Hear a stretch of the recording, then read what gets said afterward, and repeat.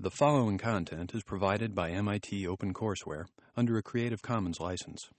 Additional information about our license and MIT OpenCourseWare in general is available at ocw.mit.edu. Good afternoon.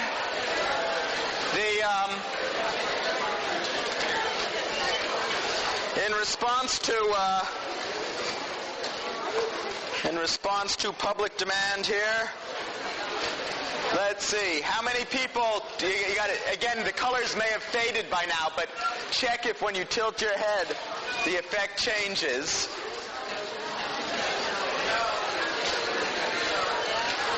Yeah, how many people still have some sort of an effect? It's really nice to know that this course has some lasting impact on people. And Mara, maybe we should try posting the PowerPoint on the web, because then if you want to build up your own McCullough effect, you can do this and entertain yourselves. If you have been following the story thus far, you should have been, you should basically have the idea that at the front of the visual system, or of any sensory system, you got all sorts of information coming in, that the job of early processes in the visual system is to do the sort of things that the early parts of visual cortex are doing and say, oh look, there's a little line at this point in the visual field. Oh look, there's a dot there and there's a line here and it's moving like that. Little bits of information all over the place. Too much of it for you to handle. So last time I talked about this bottleneck of attention that allows only some of it through to processes that would do things like, say, recognition. And then I'm going to run out of places to draw. We'll take a little detour here. Somewhere up here, you're going to get perception. And the job of today's lecture is to convince you that percept, your current understanding of the world, is always the result of many inferences, many guesses about what the nature of the world might be. Because this information, not only is there too much information coming in, there's also too little information coming in to specify exactly what's going on out there in the world. Consider just a couple of the problems. I think, are they on the handout? A couple of them are. Well, one of the obvious ones is the world is 3D. The world, your job is to figure out what's going on out in the world. The input is inherently 2D. That retina that you've got is a 2D surface. So if you're seeing 3D, you are recovering that 3D information from essentially 2D input. You're collecting information about light intensities. You don't care about light intensities. You care about surface properties in the world. So every patch that you're seeing, if you're looking at this spot right here, what you're seeing is the product of the surface, the properties of the surface, and the properties of the illuminant, the properties of what's lighting it up. You don't care about the properties of the illuminant. You want to recover just the properties of the surface. So how do you successfully ignore the properties of illumination? We'll say a little bit about that. The world you're looking at is an essentially stable world. I mean, things move around in it, but the whole world doesn't jump around. But you're looking at it from an inherently unstable vantage point. You're moving around, and more to the point, even if you're stock still, the way you're looking at the world is you're moving your eyes around. Try this for a moment. Look at the lower left-hand corner of the screen. Without moving your head. Actually, that might be a little large. So look at the lower left-hand corner of this McCullough effect test pattern. Look at the lower right-hand corner of the McCullough effect test pattern. Did the McCullough effect test pattern jump when you did that? No, it didn't. Why didn't it jump? Because when you move from when you're looking here, do I have a laser pointer today? No. Oh well. When you're looking here, the image is to the bulk of that square is to the right of fixation. When you're looking here, the bulk of that image is to the left of fixation. So it's in two different spots on the retina. If I put something here and something here on your retina, it'll look like it's moving. Why didn't that look like it's moving? The reason is that when you tell your eyes to move, you send a copy of that command, in effect, to visual centers of your brain saying, look, I just told my eyes to move. Kindly ignore the resulting smear.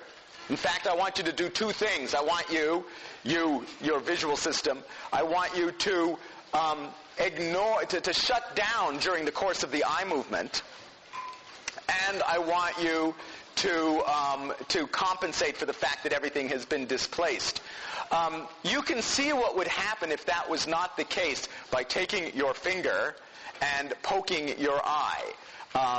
So, on your eyelid, you should try this, because it's more interesting if you actually try this. If you wiggle your eyeball, you can do it slowly or you can do it quickly. Look at me and poke your eyeball around. You will notice that all your friends look funny, but that you'll notice that things are jumping around. Why is that? Well, look,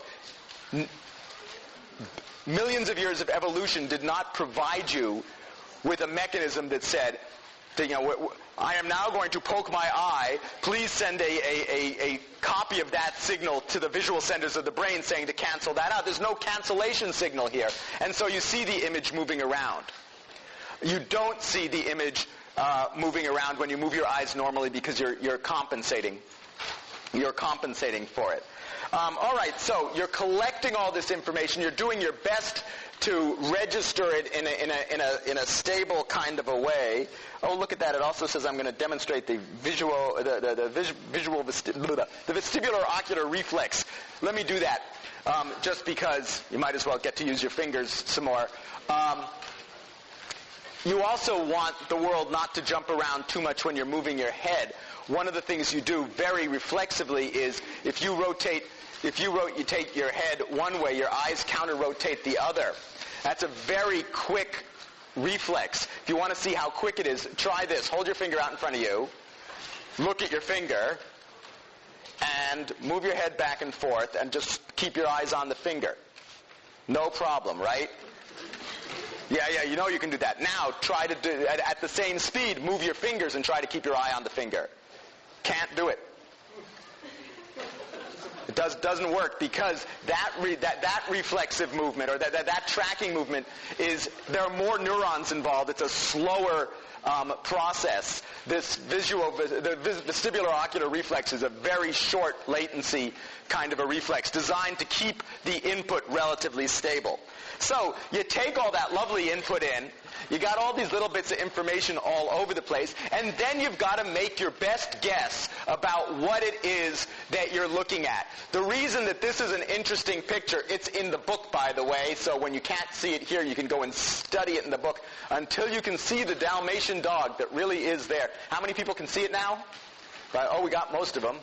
Just for, that's, his head is right above my finger, front paws, back paws. He's on a road sloping from lower left to upper right. The point of a picture like this is that it slows down the process of inference enough that you can sort of feel it happen. Normally, when I look out at you, for instance, my visual system kicks up one and only one interpretation of what I'm looking at so rapidly that I never notice all the work that's involved. The purpose of this picture, and really the purpose of this lecture, is to show some of the work that's involved. So, what you've got here is a bunch of isolated little black and white regions. In order to figure out what's going on here, you've got to decide who goes together. How are we going to decide who goes together? Well, let's think of this in the context of a bunch of little line segments. Now you can sort of decide that some of these guys might go with some of the other ones, but what I'm going to do is rotate all of them by 90 degrees, as I recall. Boop. Well, no, maybe some other orientation, but anyway. Now, there's a bunch that go together. They're the same lines on the screen, but now some of them hang together, right? Got that sort of potato shape thing there. Why? What makes these guys go along with each other now in a way that they didn't before? Well, if you've got an isolated, if you're a little chunk of brain that whose job it is to figure out where contours are out in the world, what you're getting from earlier in the visual system is word that there's a little bit of a contour here, there's a little bit of a contour here, a little bit of a contour here. I wonder if those should go together. Now, how do we decide if the little bits of contour might go together? Well, you might do something like this. If you've got, suppose you've got this. Whoop, come here, where's my little, there we go. If you've got a line here, and you're asking, what's the best bet about where this, if this is really a piece of a continuing contour, where is this likely to go next? Well, it might make a hairpin turn and go off that way, but doesn't seem really likely. More likely, it's going to go off in the direction, in something like the direction that it's pointing. And that turns out to be, whoops, these are the random ones, there's the potato-shaped ones. This is a very rule-governed sort of behavior. If you've got a bunch of little line segments, as long as the deviation here isn't more than about, as I recall, 30 degrees or so from collinear, you're willing to string those together pretty happily. If it starts to be more than that, you're unlikely to string them together. The beginnings of an effort to tie little pieces of information together into larger structures. All right, what do you see here? Two lines crossing each other. Reasonable, a reasonable interpretation, though it's not the only possible interpretation of this. I mean, it could be something like this, two birds kissing each other, or something like that. Why do you see? And in fact, right? This is something like that. And you see that as an X with two lines crossing each other. But if I provide enough other details here, it's a sea lion. It's a sea lion. It's I don't know what it is. The point is, he's still a lousy artist. It hasn't gotten any better. The point is more or less the same, that if you've got this little, a process that's worrying about that little piece of line segment gets to this junction, is busy doing the, three roads diverged in a yellow wood kind of thing, trying to decide which way to go, and it's guessing that, all else being equal, I should probably go with that. This is, it says on the handout, no, I mean on the, oh yes, okay, it's sometimes goes by the name of good continuation. It's one of a variety of so-called grouping rules that were developed first by the Gestalt psychologists starting in the early part of the 20th century. And they're really rules for figuring out how bits of the scene might hang together. You can see a similar sort of process going on here. You can see that as three isolated line segments, but you probably don't.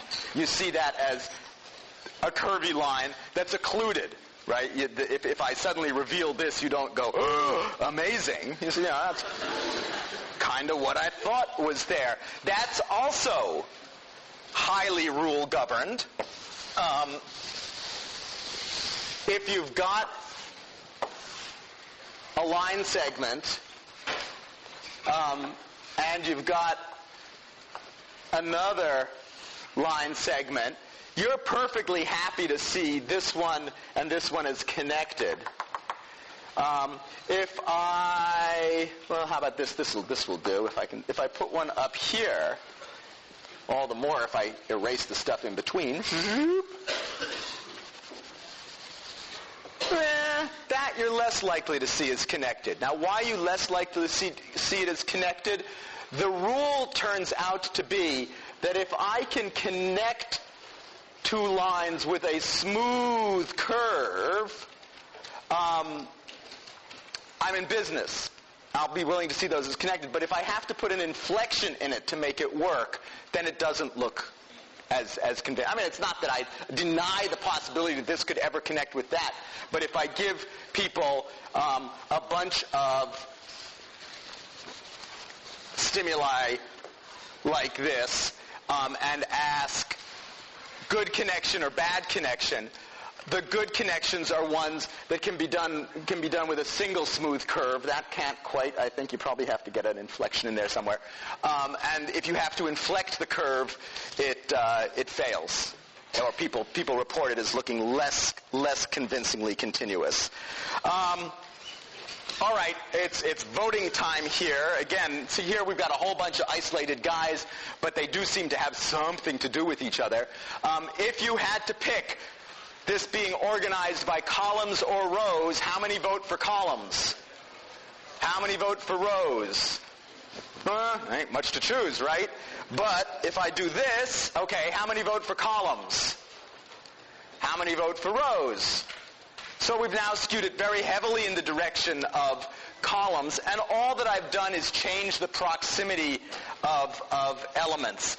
Once the distance from one item to the next item in a vertical direction is closer than to the items in the horizontal direction, it's another one of these Gestalt grouping rules of proximity takes over and says, well, all else being equal, if I had to guess who goes with who, the guys that are close to each other, they probably go with each other.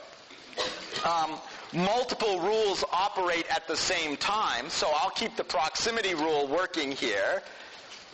Now, if you have to vote, how many vote for columns? How many vote for rows? So now I've skewed it very heavily in the direction of rows, even though the proximity law, the proximity rule, is still going for columns. Things are closer to each other in a vertical direction than horizontal. In this case, the similarity is trumping that. You can balance these off against each other. How similar does it need to be to compensate for a 2-to-1 difference in distance, for instance, or something like that? But the important point here is that what you're trying to do, these are demonstration versions of presumably what you're doing all the time. I'm looking out there and I'm seeing regions of, what am I seeing? Regions of redness. And there's this, I see a few sort of disconnected regions of redness, but I'm guessing they're all part of her top. Yeah, that's your top there. Because, anyway, yeah, it's you. No, not her. That's pink you're wearing. No, the woman behind you. Well, the woman next to you is also red. But in this case, I'm not doing a sort of a proximity. You can see the role of proximity here. So the similarity thing is telling me all those red things are tied together, and I'm making it into sort of one piece of clothing. The proximity thing is saying, well, I don't think her red top and her red top are the same red top. That would be a very weird assumption to be made. On the other hand, the guy she's sitting next to is also wearing red. So maybe they're just wearing one garment. No, I'm probably not going to come up with that assumption either. But it's these, what my visual system is doing is continuously trying to cut the world up into meaningful chunks that are going to be worth subsequent analysis. I don't want to go off and analyze every little pixel in the scene. I don't have the brain power to do that. I want to have meaningful chunks that are worth analyzing. So here I might decide that the meaningful chunks were the rows, that they are a something or other. Okay. one of the reasons that you need, so there are a couple of reasons why you need to do this grouping business over over little elements in the world. One of them I was sort of cartooning over here, which is that early in the visual system, the chunks of the brain that are looking at bits of the world are only looking at very teeny bits, and you're going to have to tie those together. The other reason is that out in the world, contours don't behave well. They tend to do awkward things like disappear on you. And you don't want to get the idea that these are, that a contour, well, you don't want to get the idea, if I've got a contour like that, if for some reason bits of it are deleted, maybe because there's an occluder or maybe because something just bad happened in the image, you don't want to lose this whole structure because bits of it have been deleted. So you have a lot of clever mechanisms designed to help you find where the edges are of things out there in the scene. You can find, and putting the bits of edges together into a long, coherent one. If you play with Photoshop, you can go and find the edges. I think, isn't there like a find edges filter or something? So try that sometime. Do find edges on the filter, find edges on an image of, say, a person, and you'll see that it comes up with a lot of edges that you recognize as being related to this person, but it's fragmented all over the place. And in fact, getting your computer to figure out which bits go with each other is a tricky piece of work. It's tricky for you too. You just don't know that it's tricky because it works all the time. All right, so this beautifully boring stimulus is there because you see this beautiful vertical contour, right? It's there. Now, all I'm going to do, I'm going to leave it there, but I'm going to put a new background on it. Whoosh. Isn't that lovely? Why is that interesting? Well, among the reasons it is interesting is because it's the same gray stuff that was there before. So the top of that bar and the bottom of that bar are still identical. All four of those little rectangles are all identical, even though they no longer look identical. Because what the system is doing is, actually, can I do this? I forget what I programmed. Yep. Oh, there we go. Look, he's going to turn into that one. Isn't that fun? Oops, get back there. There we go. But my real point here, so that what that is a simultaneous contrast effect, by the way. This one, this square looks bright because it's surrounded by darker stuff. That square looks dark because it's surrounded by brighter stuff. And even though this bar is continuous in its gray level from bottom to top, it picks up its apparent brightness from the surrounding, the immediately surrounding contours. The interesting aspect of this from the point of view of understanding where edges are is that, well, look, if it's darker, if the bar is brighter than the background here and darker than the background up there, there must be a place in the middle where it's gone, where there is no contour. But you don't see that. It's actually a fairly... I don't think I was too busy making this little thing move, and I didn't put in a... No, I forgot to do that. Oh, well. It's not a small region. There's a fairly sizable region of the middle there where there is no physical contour. But you fill it in. You know in some fashion that contour is there. That's called a subjective contour, where you're completing a contour that doesn't have any real support in the image. That's the piece that your Photoshop filter will have a hard time doing, by the way. We can also do a second order effect here that's kind of, well, no, we'll do that later. Oh, come on, go away. You've moved often enough. Okay. Let's continue the same point here. All right, everybody sees this rectangle, right? And what's the rectangle is what are those black things? Three-quarter circles, yes. The literalists have figured out that these are Pac-Men or three-quarter circles or something like that. But you didn't really see that when it came up. You said, oh, it's a rectangle sitting on top of four circles of some variety. And, in fact, you still see it as a rectangle sitting on top of four circles. In fact, you're probably reasonably convinced that you can see the contour going, that's weird. I'm reasonably convinced that there's an interesting artifact on the screen that's creating contours. I don't know what that's about. It looks better over, it looks less bogus over there. You can probably see the whole rectangle. The white-on-white borders are not there. There simply is no physical contour there. There may be here because the projector's doing something mutant. But there's certainly no contour there, even though the rectangle at the center looks somewhat brighter. Again, what you're doing is making a guess about what is it that actually created that image that's landing on my retina now. It could be a little conference of pack people, right? Four little three-quarter circles who got together to talk to each other. But that doesn't seem the most likely possibility. What seems more likely here is that it's a white rectangle sitting on top of four black circles. And you end up completing that contour, or this circle for that matter. What are you doing here? You don't need you don't need to have fancy computer graphics to do this. One of the advantages of the material in this particular lecture is that it provides great material for doodling in other lectures. So if you like subjective contours, you can make your own. And so, how's that look? Got a subjective contour there? Yeah, it's not perfectly circular. That's okay.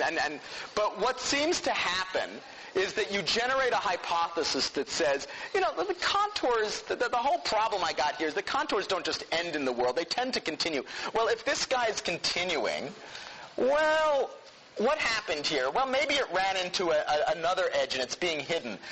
Well, all else being equal, it probably ran into an edge that's orthogonal to the direction it's going. Let's guess that. And if we guess a whole bunch of little orthogonal edges, we're back to that earlier demonstration with a bunch of little line segments. I can tie those little bits together. They make a kind of a circle thing. So I end up seeing that imaginary circle. And in fact, I'm going to start filling in the contour all the way around. That suggests, by the way, that if I was to tilt all these lines a little bit off of straight radial, so that the virtual line segment was not forming a nice, neat circle, that the impression of a subjective circle would get weaker. And you can decide whether or not that's true here. So, see this circle? Now, the question is this version, we'll give you three choices here. Stronger, weaker, or about the same. How many vote that this one is stronger than the previous one? How many vote for just about the same? How many vote for weaker? Just about the same. That's a boring demo. I'll have to change that next year because it didn't work well enough. Okay. Another example. This is, if you're following along on the notes, we have now gotten to the so-called Craik-O'Brien-Cornsweet illusion, named after Craik, O'Brien, and Cornsweet. We're continuing the edge business, but now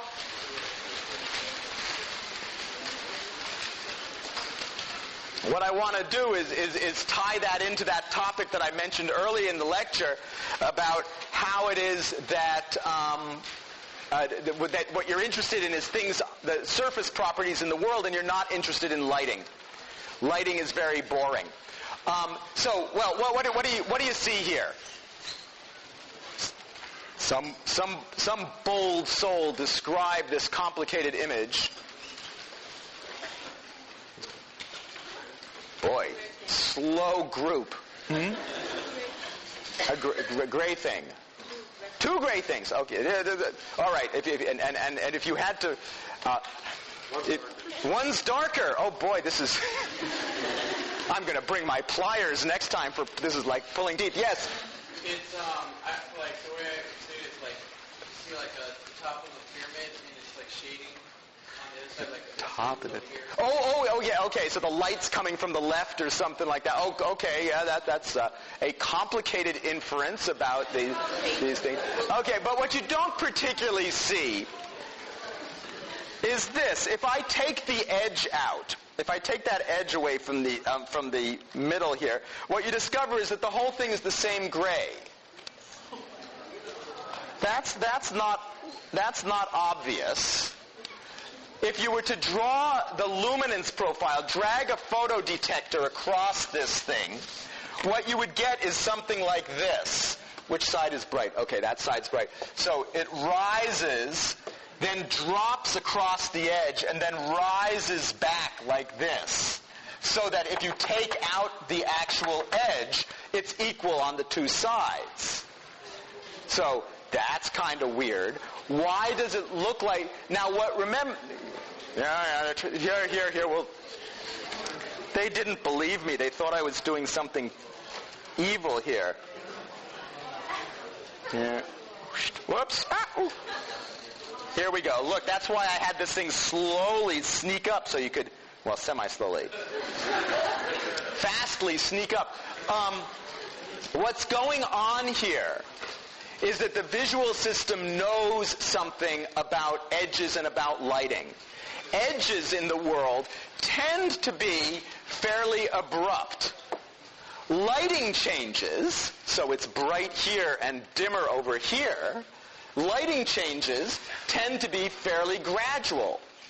So if what I'm interested in is seeing what's on the surface, as opposed to seeing what's the product of boring light and shade variations, what I might want to do is to look for abrupt changes and to, in effect, suppress gradual changes, and that's what's going on here. Now, you can also do we might as well do an entertaining second-order effect here. Stare at. Remember that negative afterimage thing? You know, look at red, you see green, and stuff like that. What I should be able to do here is produce a negative version of this effect,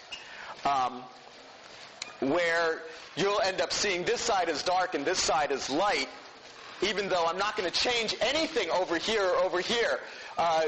So stare at the center, stare at that center line, right? Stare rigorously at the center line and keep staring.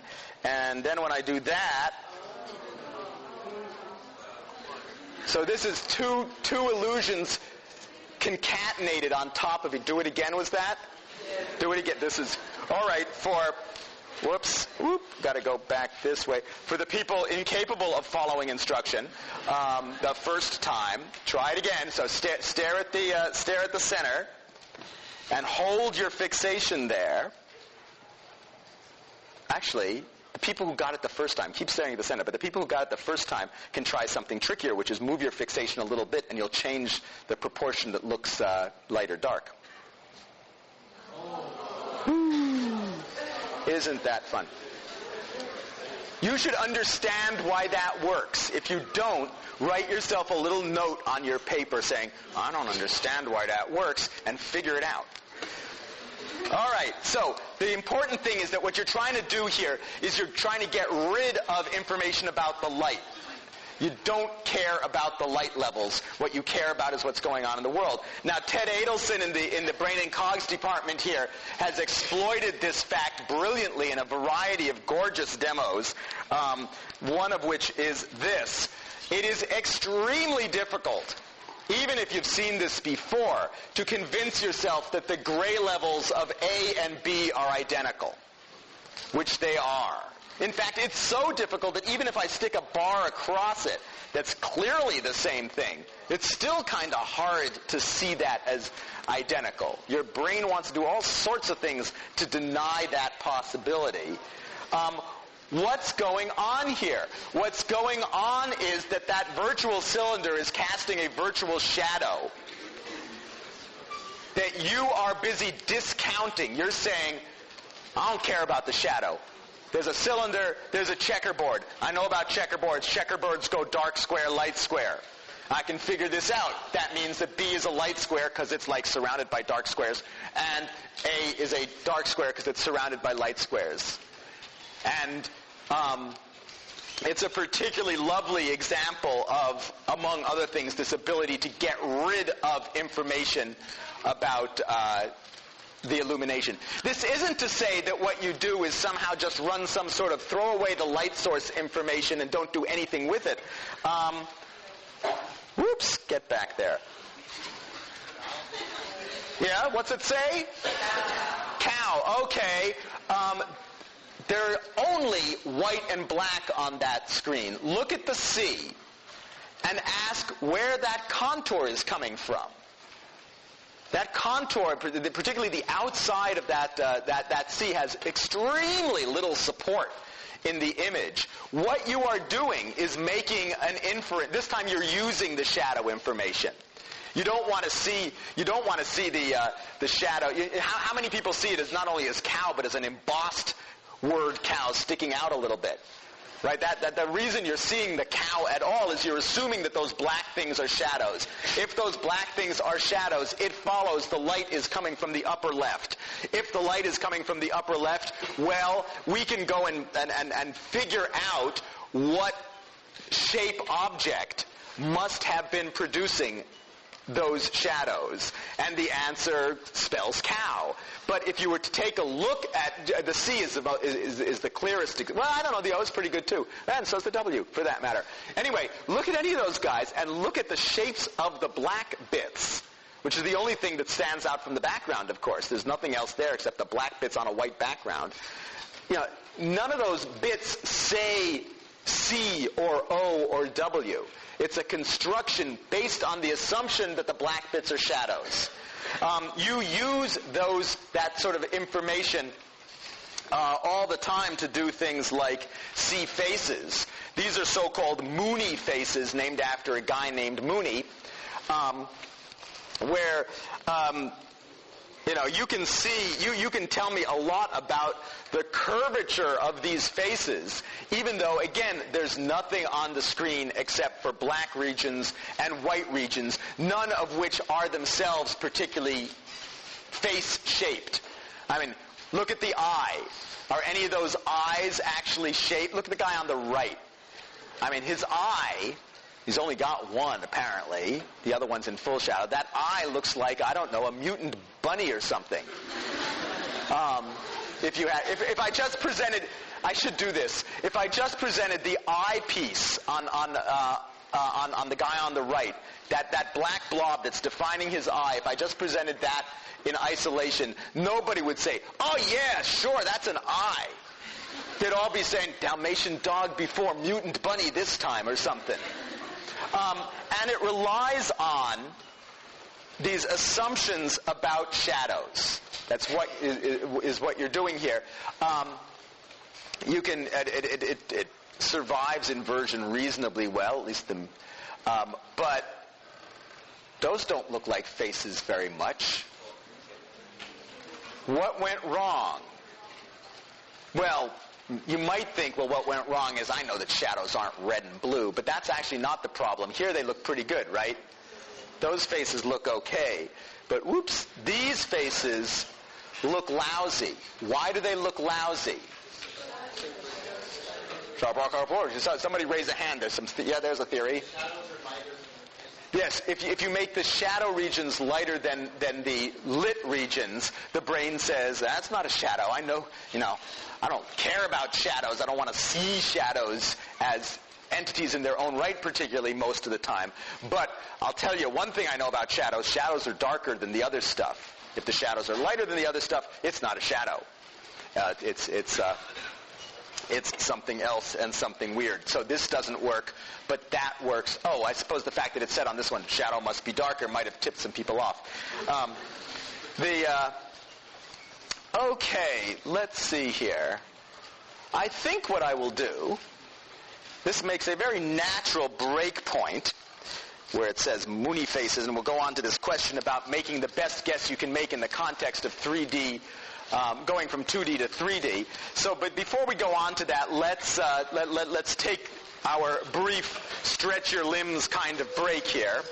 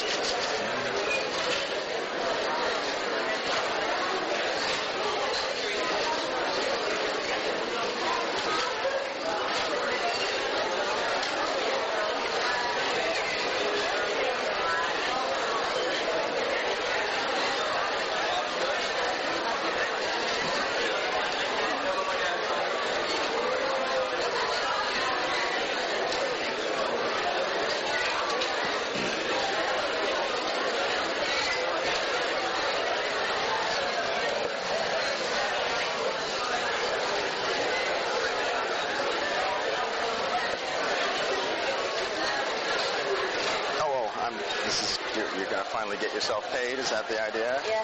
Is that a pen or a pencil? Pencil. Do you have a pen? I probably have a pen.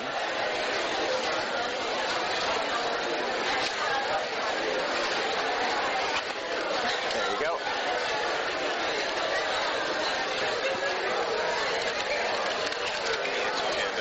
I would try that side if they're not over on this side.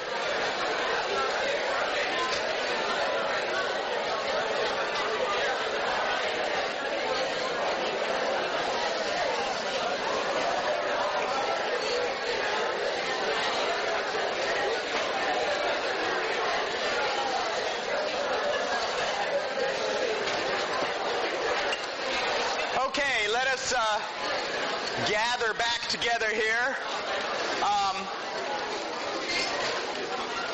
By the way, it looks like it's getting to be that time in the term where people are abusing their natural sleep mechanism that I will talk about later on in the term. But looking around at this crowd, I would say that you're not getting the 7 to 8 you need.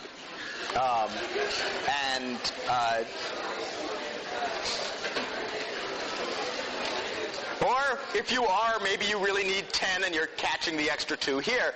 But let me... there are lots of ways. So I've been talking about sort of little, almost like atomic, small-scale examples of these sort of inferences that you make.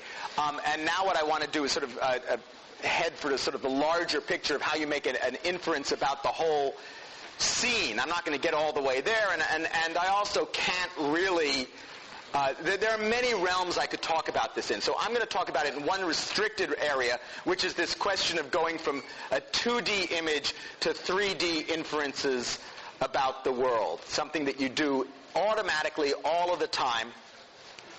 And I want to explain a bit about how you do it. You will see on your handout there's this very useless blank region that says 1, 2, 3, 4, 5. I'm going to go through a series of depth cues, probably more than 5 of them. And that's what's supposed to go in there. There are lots of different sources of information that you use to go from the 2D world to the 3D world. Many of them seen here in this lovely piece of Renaissance art that we will come back to. But here is a much more boring piece of art. What do you see? Yeah, a circle, square, and a diamond, right? And then there's the clever person who's trying to figure out, I described them as Pac-Men before, but these aren't But you see a circle, a square, and a diamond. You don't have any serious difficulty inferring that. Triangle, sorry. You don't see this. For present purposes, the important point here is you can also tell me their depth order, right? I mean, it's in some sense so obvious that you never think about it, but it's a very important source of information about depth order that you get simply because you know that solid objects occlude each other. So you firmly believe that I am standing in front of the screen. I could have, well, no, I couldn't have. It would be theoretically possible that I have suddenly cut a cunningly Wolfe-shaped hole in the screen, and I'm actually I'm A, very large, and B, standing over, towards East Campus somewhere. And you're looking at me through this set of holes. Right? You automatically leap to the assumption that if it looks like it's occluded, if A looks like it's occluding B, A is in front of B. My bunnies, I don't know what happened to them. They got kind of pixelated. But, all right, which bunnies are closer to you?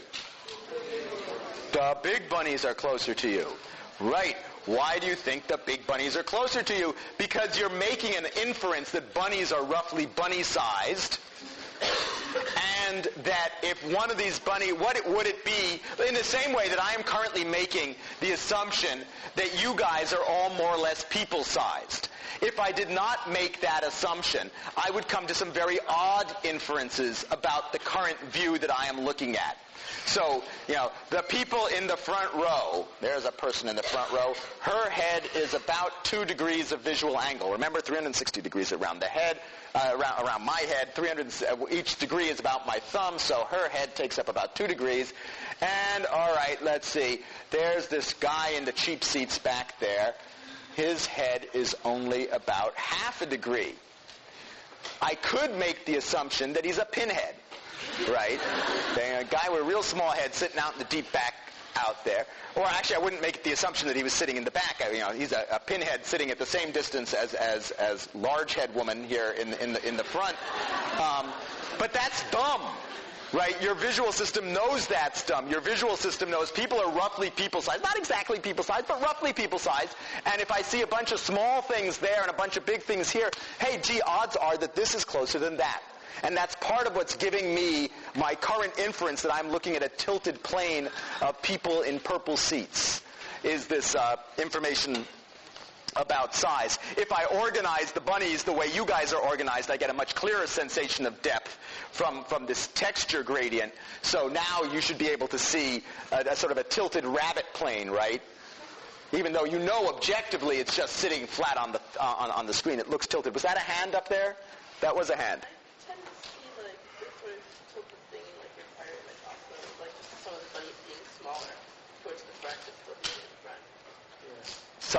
So sorry, I missed that. So in your previous image? My previous image, we can do that. Whoop. Yeah, I tend to see just some of the bunnies being smaller and more in front, and it kind of shows the advantages. Yeah, that's another possibility, right? It could be that in fact, it is just a flat image. You sound like you're getting a sort of a hybrid of a tilted plane with bunnies of a range of different sizes. Actually, we can see that combination here. So we got a whole bunch of big bunnies and 2 little bunnies, right? Which is the smallest bunny in this display? The bottom right bunny, right? These guys are identical in size. It's a very minimal display. There's a much more vivid version of this illusion in the book, as I recall. It's a very minimal version of the illusion, because you assume if you are.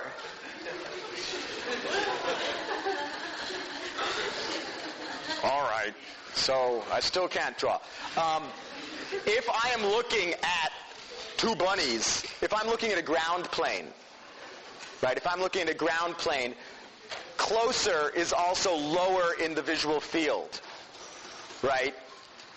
So you make an automatic assumption. That was what was giving this woman the notion of a faintly tilted plane in the first bunny example. You make the assumption that the bottom of the image is closer to you than the top of the image. Well, if the bottom of the image, let's go back here. Whoops, not there. If the bottom of the image is closer than the top, and these two bunny images are the same size, if this guy is closer, it must also be really small. Right? Remember what I was talking. Suppose I took the guy from the back row here. His whole upper body fills the sort of top joint of my thumb in visual angle terms. If I moved that image to the front and sat him in a seat here, he'd be about the size of this woman's upper arm. And I would think, that's a really small guy. Right? The whole guy fits on, she could wear him on her, instead of wearing your heart on your sleeve, you can wear the whole guy on your sleeve.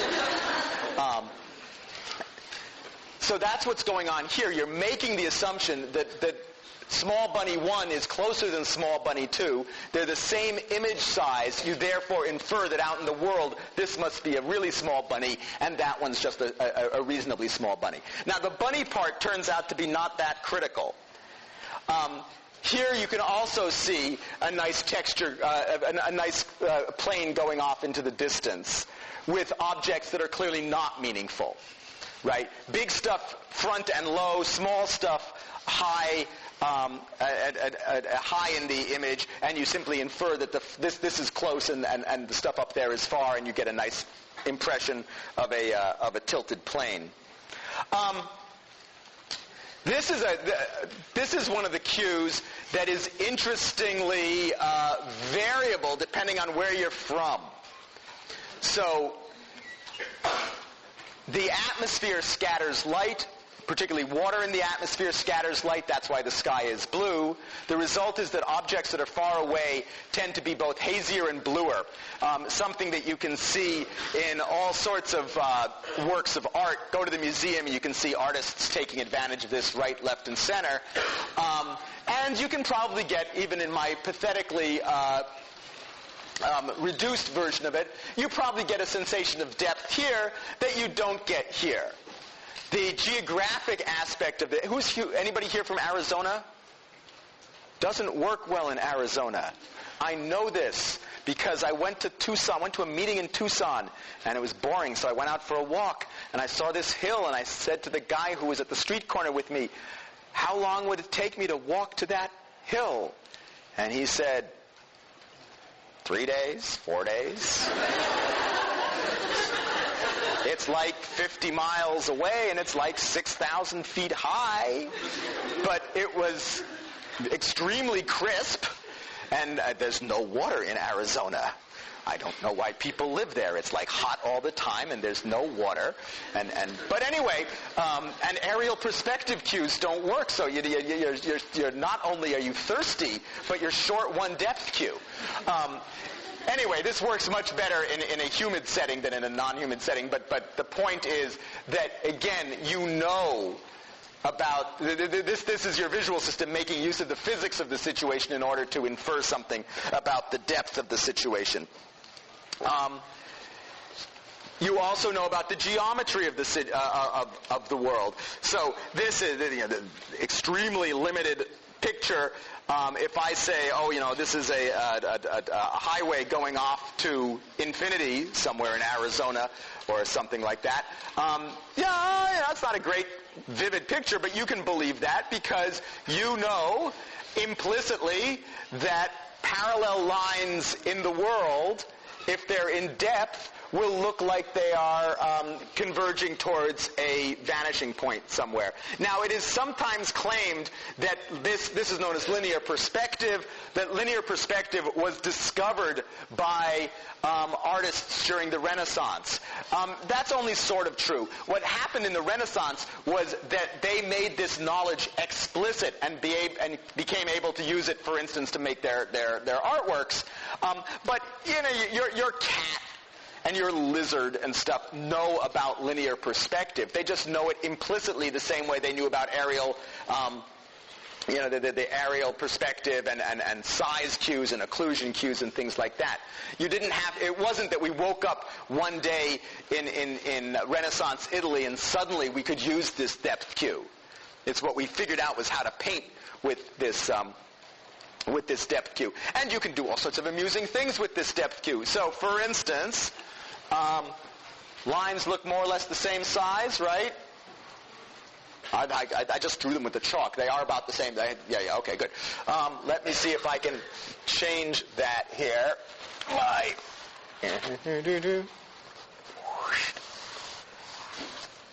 This is the inelegant way to the sub-PowerPoint demo. Whoops. It's not a great ruler. All right. Even though we are using crude materials, let's do a forced choice vote here. If you know they're at the same size, so it's boring to ask if they're the same size. But if you had to vote bigger or smaller, how many people would vote that the bottom line now looks bigger? How many would vote that the bottom line now looks smaller? Well, I guess that worked, cheap chalk and all. This is an illusion known as the Ponzo illusion. There are a number of ways to account for it, but one of the intuitively appealing ones, at least, is to say, what this is doing, even though you're not particularly seeing it as a depth cue, is it's telling the chunks of your brain that are trying to figure out 3D, hey, I see these two parallel, well, they're not parallel lines, I see these two converging lines. If they're parallel lines in the world, they must be going off into depth. If they're going off into depth, then this thing is further away than this one. Well, if this one's further away and they're the same size on my retina, well, this must be bigger. If that's not intuitively obvious to you, think about this as train tracks, right? So here are train tracks going off into the distance, and ask yourself,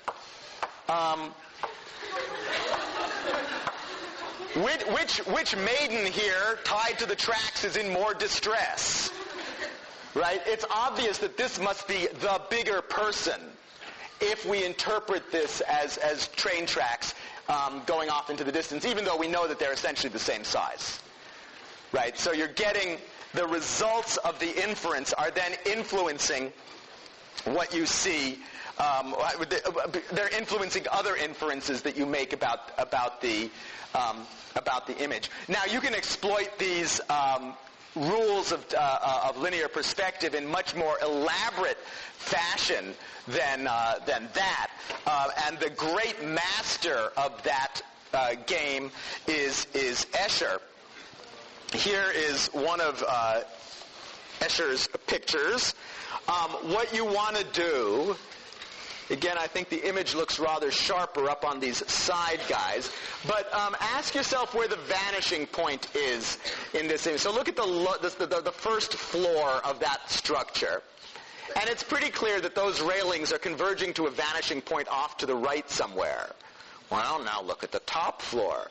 Well, that's converging to a vanishing point off to the left somewhere.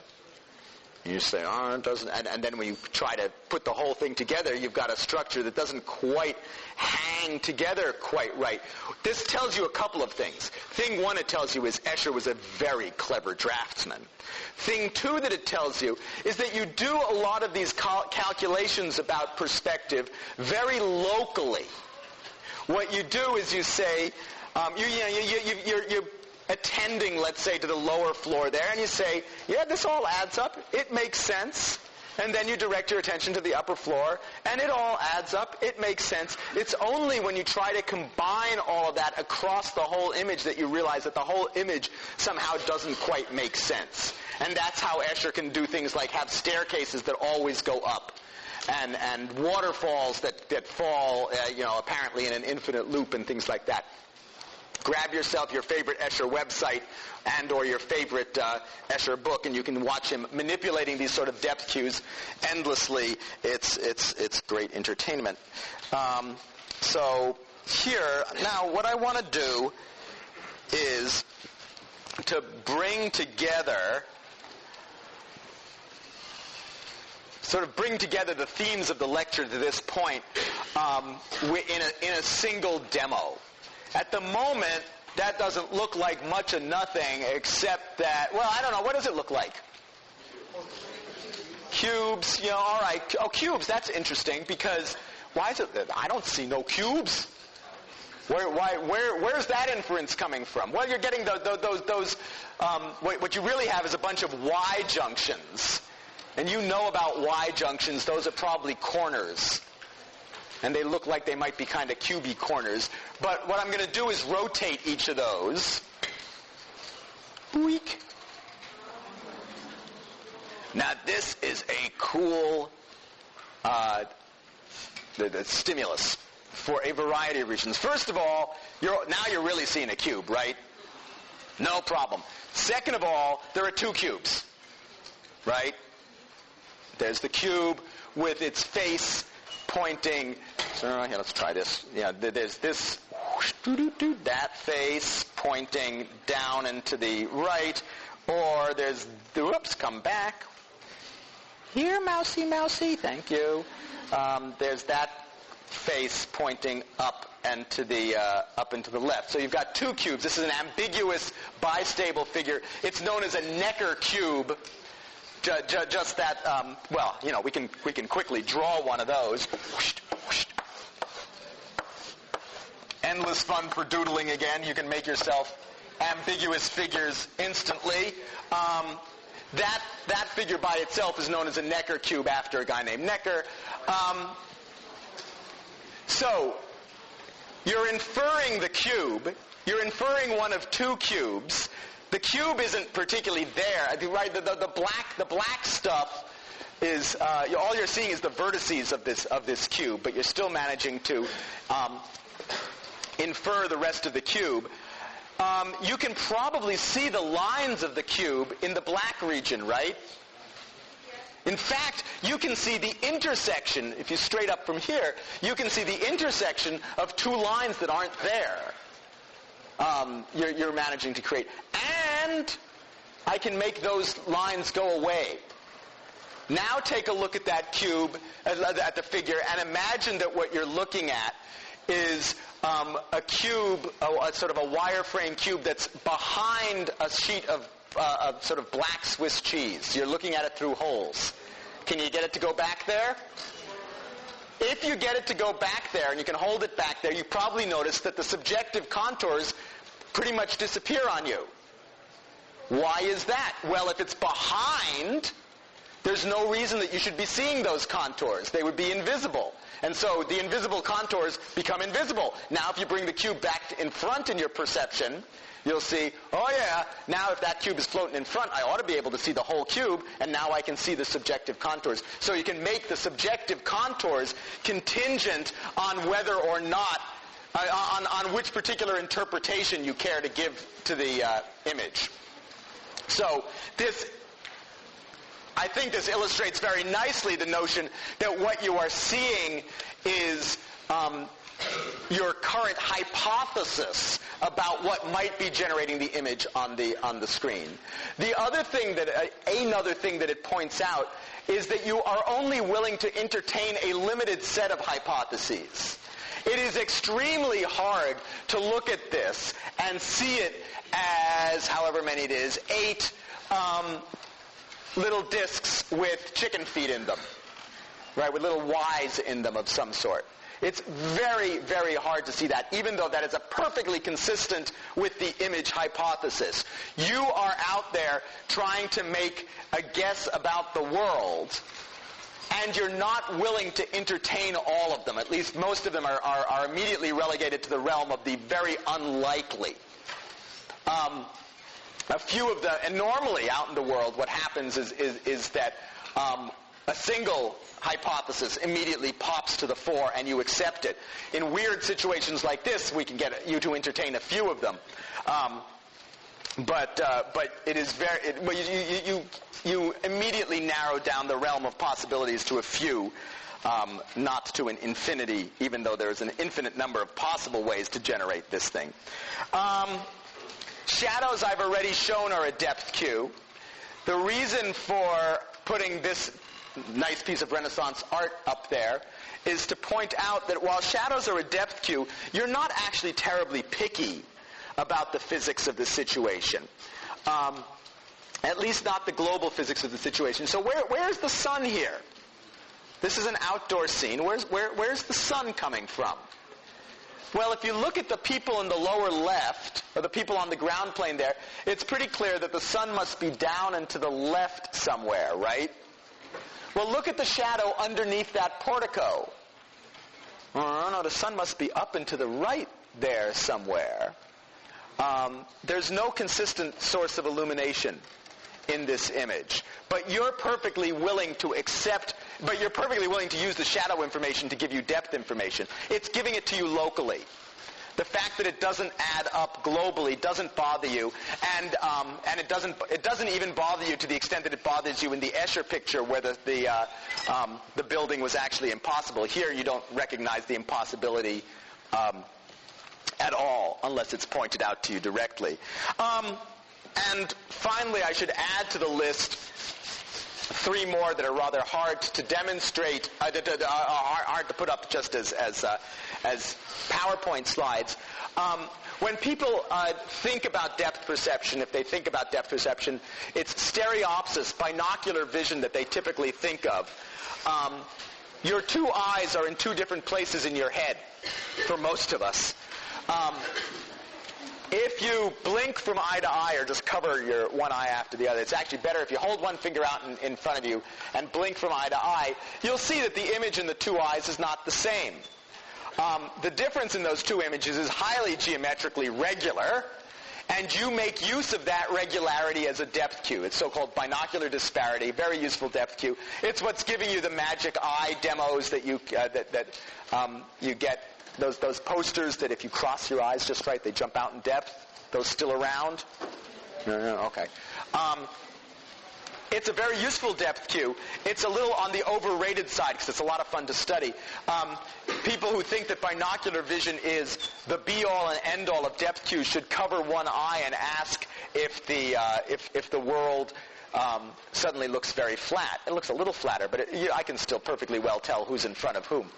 On the other hand, if you want to see what stereo is doing for you on a beautiful day like today, go outside, lie under a tree, close one eye, and look up into the branches, and try to figure out which twigs are in front of other twigs. And you'll have a very hard time doing it. Open the eye, and the whole thing will jump out at you in depth. That's the sort of information that stereo is giving you. You don't have to do it with stereo. Motion parallax, to jump to the bottom of that list, is a similar sort of geometric clue. If I'm here and then I'm here, the image changes in a geometrically regular way. You guys are sliding around on my retina in such a way that these guys are moving more than you guys out in the back on my retina. And I know that, again, implicitly, like I know linear parallax, and I can use that to infer depth. Try this under the tree and you can see the same thing. Close one eye, look up into the branches look relatively flat. Now, rather than opening this eye, just move your head back and forth, and the tree will jump out at you in depth. It's actually quite striking. You should try this sometime. I don't know if anybody ever does take me up on this suggestion, so if you actually try it, let me know so that I know that somebody actually tried it. And vergence is another one of these geometrical cues. Hold your finger out in front of you, look at your finger. Now, move the finger towards you, holding it as a single finger as long as you can. So I can watch you go cross-eyed. Right? What you are doing is converging your eyes. And if you could move your finger further out, you would be diverging your eyes. Well, what you can think of that as doing is taking like a pair of sticks and pointing them at the object. This is the axes of your visual axes, in a sense. You're pointing at the object there. And the angle formed by those sticks is narrower if you're looking far away than it is if you're looking close up. And you have a fairly impoverished ability to use that as a depth cue, too. If you were a chameleon, you'd be much better at this. Chameleons have eyes that move independently and are very sensitive to the angle of that their eyes are pointing. And in fact, that's how they go. Yeah, you've seen the Animal Planet kind of videos where the chameleon's tongue goes, out the length of its body and it grabs a fly or something like that. How does it know where the fly is? Well, it knows by measuring the angle of its eyes. How do we know that? Well, we know that because somebody went and put glasses on a chameleon that diverged the eye, so that in order to point its eyes at the fly, it had the angle wrong, basically. So you put a fly on a popsicle stick, you put the glasses on the chameleon, and then you film the chameleon's tongue, and the chameleon keeps missing. If I put those prisms on your eyes, you will adapt, and you will eventually be able to catch the fly again, should you be so inclined. The chameleon turns out to be a less adaptable creature than you and will not adapt. Similarly, you can do the same kind of game with chickens. Put a pair of prisms on your eyes that divert everything off, say, 15 degrees to the left, and then if I tell you, pick this up, you'll reach 15 degrees in the wrong direction. But eventually you'll learn. Put the same prisms on a chicken, put some grain down. Here, the grain's here. The chicken sees it over there. Chicken's pecking over there. Chicken's not getting any grain. Chicken will do that forever. And will apparently not learn to get it right. Okay, now what I want to... Oh, good. I left myself with enough time to talk about inferences in a more global sense of combining information from across the senses. So you've got this job to try to figure out what's going on. I've been talking about doing that specifically within the visual system.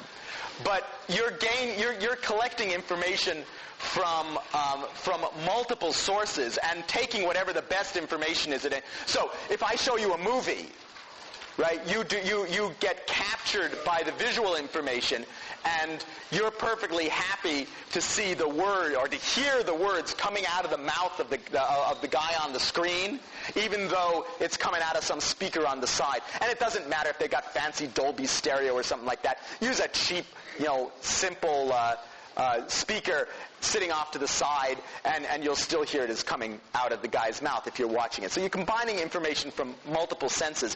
The particular example I thought I would discuss with you is the ever-pleasant example of motion sickness. So if when I first came to graduate school, my lab was doing research for NASA on the effects of looking at large fields that were rotating. This is sort of omni-theater stuff. If you look at a whole field that's rotating counterclockwise around your line of sight, you feel like you're rotating clockwise. Meantime, guys up at Brandeis who we were collaborating with were doing the same sort of thing, but their dependent measure was how long it took you to throw up. Fortunately, that was not my introduction to graduate school. But it will make you sick, right? How many people, well, we might as well collect some data here. How many people have ever been motion sick here? Okay, what made you sick? Motion, yes, thank you. Could we get a little more specific while keeping within the realm of good taste here? Everybody got, okay, reading on a bumpy bus. So that's one good example. Anybody got another good? Yeah, okay. Maybe yes, no.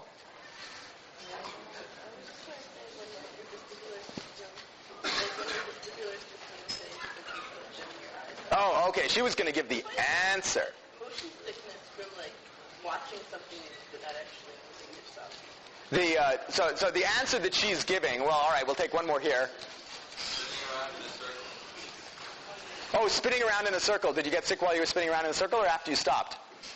Stopped. After you stopped, because and when you stopped, you felt like you were spinning around in the other direction. So when you're spinning yourself around in a circle, you have in your inner ears these tubes filled with fluid. And quick drawing here. quick bit of vestibular physiology. Need a nice fat piece of chalk. It's yellow. You've got these tubes inside your ears that are filled with a fluid, and inside a little space in there are these hairs.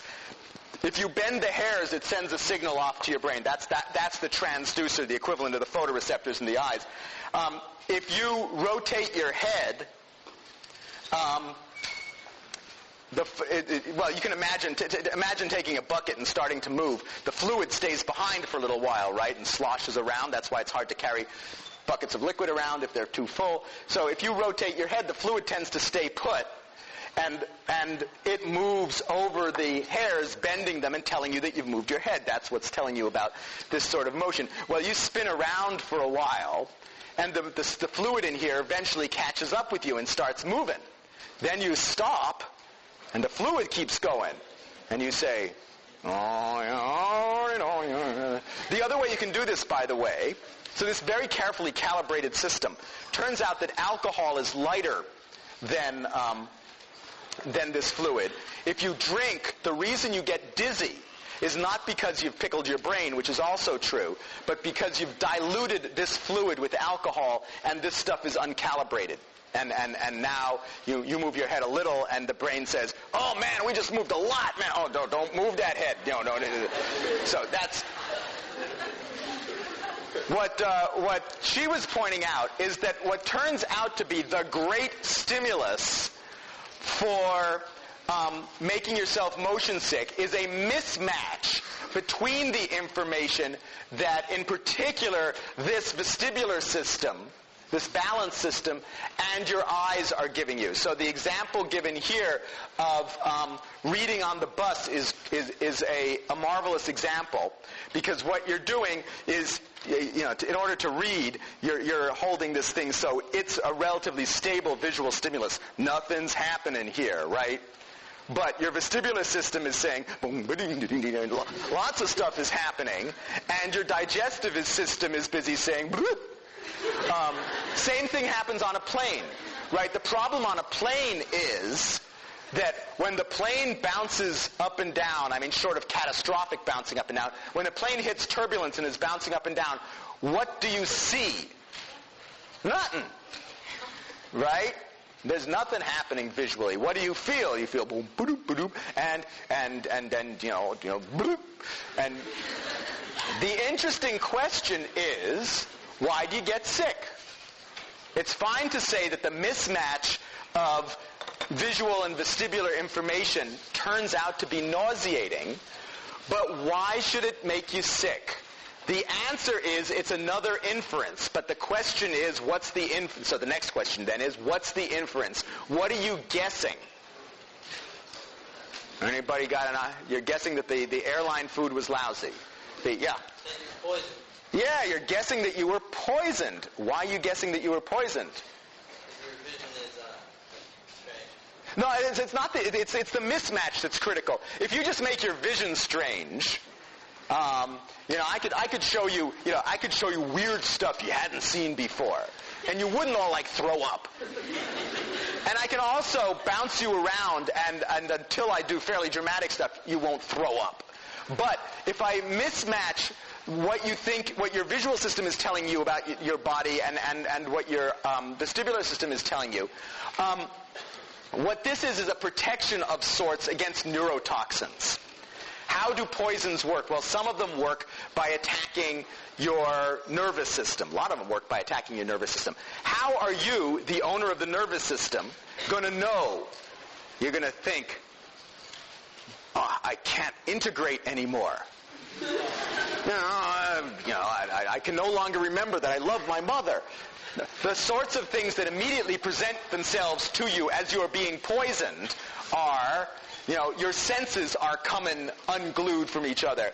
And so if your eyes are saying boing de boing de boing, and your vestibular system is saying this, your body infers that you have been poisoned, and a useful idea if you've been poisoned is to get rid of whatever you just ate. So that's what's and why does this happen on airplanes and stuff like that? You weren't built to be flying around at 30,000 feet, bouncing around in the clouds. It just wasn't what nature set you up to do, and so you get the unfortunate situation where even though you haven't been poisoned, you get sick. Okay, enough of that cheery topic.